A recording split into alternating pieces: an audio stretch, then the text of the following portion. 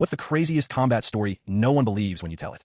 Mosul, Iraq, 2007. Our 8-man team was tasked with setting up an observation post in an abandoned apartment build. At 2 a.m., we were watching a suspected IED factory across the street. Sergeant Willis hears something, a scratching sound from the apartment next door. We'd cleared the building room by room when we arrived. It was empty, or so we thought. Campbell signals Dixon and me to check it out. Standard procedure. Weapons ready, night vision on. We stack the door connecting the apartments. Dixon leads, I follow. The room is pitch black except for the green glow of our NVGs. Empty except for a broken chair and some garbage. The scratching sound is coming from a metal cabinet in the corner. Could be anything. A trapped animal, or an insurgent who slipped in while we were watching the street. Or an IED waiting to trigger. Dixon approaches the cabinet slowly. I covered him, weapon trained on the doors. He reaches for the handle and pulls it open in one quick motion. I almost shot what came out. It wasn't an insurgent, it was a chicken. A single white chicken that somehow got trapped in this abandoned apartment on the 5th floor of a bombed-out building in the middle of a war zone. We're trying not to laugh and wake up the whole neighborhood. Then we hear something else. A vehicle approaching. We freeze. Through my NVGs, I can see headlights stopping in front of our building.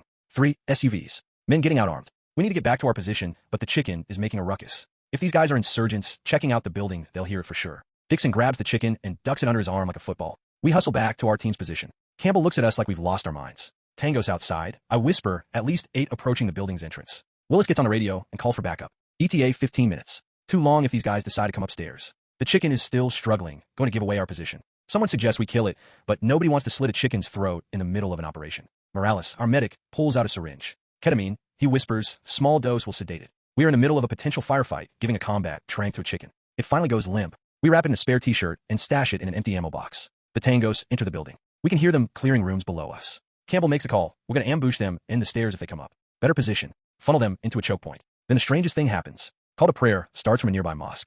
The men downstairs pause. We hear them talking then leaving. They get back in their vehicles and drive away. We maintain position until dawn. Complete the mission. When it's time to exfil, Dixon says, what about the chicken? The bird is starting to wake up from its combat nap. Campbell, give the order. We're taking it with us. Back at base, nobody believes our story. Until Dixon pulls the still groggy chicken from his assault pack. We named her Mosul. The colonel wanted to serve her for dinner, but our interpreter said that's bad luck. Saving an animal's life in combat means it saved yours too. Morales adopted her. Got permission to keep her as a stress therapy animal for the unit. We built her a coop behind the medical tent.